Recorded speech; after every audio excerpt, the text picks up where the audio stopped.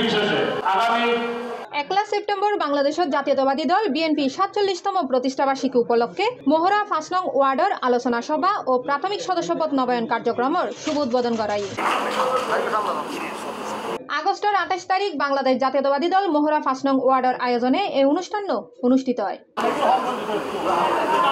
মোহরা ৫ নং ওয়ার্ডের বিএনপির সদস্য সচিব আবু বক্কর সিদ্দিকুর সঞ্চালনায় মোহরা ৫ নং ওয়ার্ড বিএনপির আহ্বায়ক মোহাম্মদ ইকবাল উর রহমান চৌধুরীর সভাপতিত্বে প্রধান অতিথি আসিল চট্টগ্রাম মহানগর বিএনপির আহ্বায়ক এরশাদুল্লাহ।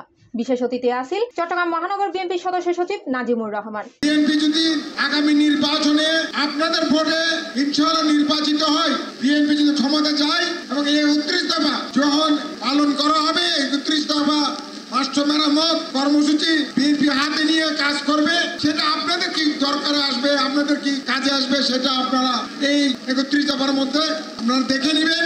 সাথে সাথে ইউনিট কমিটি যেগুলি গঠন করা হয়েছে ABC, তারা কি কি কর্মকাণ্ড করবে সেটা নিয়ে দু একটি কথা বলে আমার বক্তব্য শেষ করি। এই সময় আরো উপস্থিত আছেন জাফর, আজম, শিহাব, আশরাফুল, জিকু সহ বিএনপির অঙ্গ সংগঠনের নেতাকর্মী।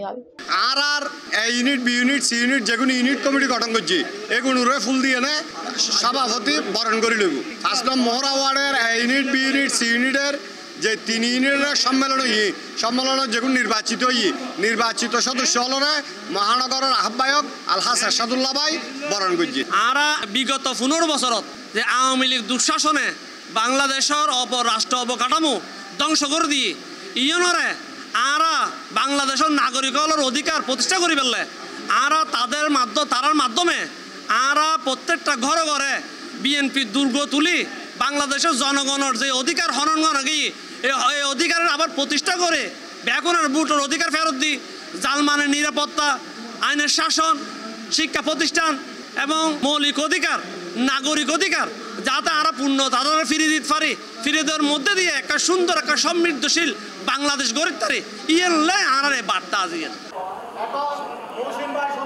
C plus TV, Chittagong.